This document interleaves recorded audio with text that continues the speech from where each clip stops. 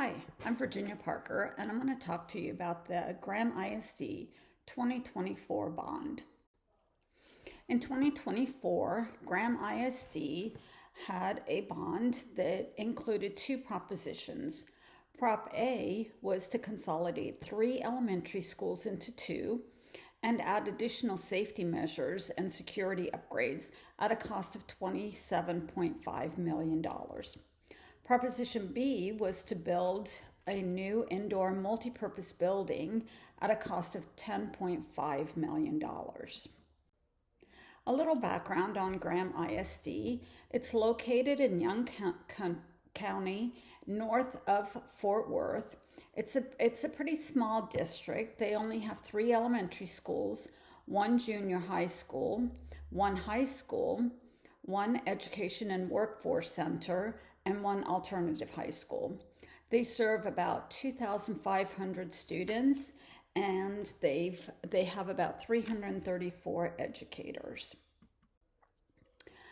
They did have a previous bond. They had one that passed less than 10 years ago, and it was used to completely renovate 2 of the 3 elementary schools. It also was used to completely renovate the junior high school, to build a new elementary school, to build a gymnasium, and to build a new maintenance and transportation facility. Now, this bond, Prop A, like I said, was at a cost of $27.5 million, and it was to add additional space at Pioneer Elementary. And that is a pre-K through 2nd grade class campus. It was also, the Prop A was also going to be used to renovate Crestview Elementary, and that serves students in 3rd through 5th grade. And they would demolish the current Woodlawn Elementary, with the exception of the gym. The gym would remain after they demolished the elementary. Now, Prop B was at a cost of $10.5 million, and it was to build a multi-purpose facility with a 60 to 70 yard fully enclosed turf. And this building could be used by all extracurricular programs: the dance, cheer, softball, soccer, track and field, football, and baseball. It could also be used by the elementary schools and the community.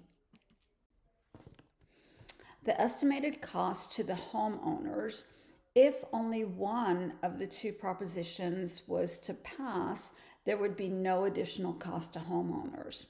Now, if both propositions passed, then somebody who owned a home that was worth about $150,000 would see an annual increase in their property tax of about $7.50. Now, for those owning a home that is worth about $500, their annual increase in property tax would be about $60. Both of these propositions were rejected by the voters. Prop A had 44% voting for it, but 56% voting against, and Prop B had 34% for and 66% against. So the lessons that were learned is that they just had a bond within the last 10 years that completely renovated the elementary schools. Graham ISD in 2023 brought forward this bond, and it was very similar to the 2024 bond. At that time last year, 33% were for and 67% were against. There was a neighboring district, Olney ISD, that had a 2024 bond that was a little bit similar to the Graham ISD bond, and it was to build 8 storm shelters at $8.3 million. Theirs passed, and interestingly, the Graham ISD 2024 bond also included building storm shelters, but as we know, theirs did not pass. So, in conclusion, we all know that independent school districts periodically have to ask for bonds, but we have to give careful consideration of all the implications. It's super important that we know our community because it's our job to convince stakeholders to vote for the bond.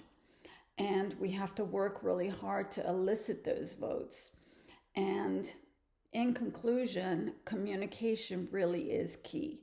The way we communicate to our constituents, the things we say, will or will not convince them to vote for bonds.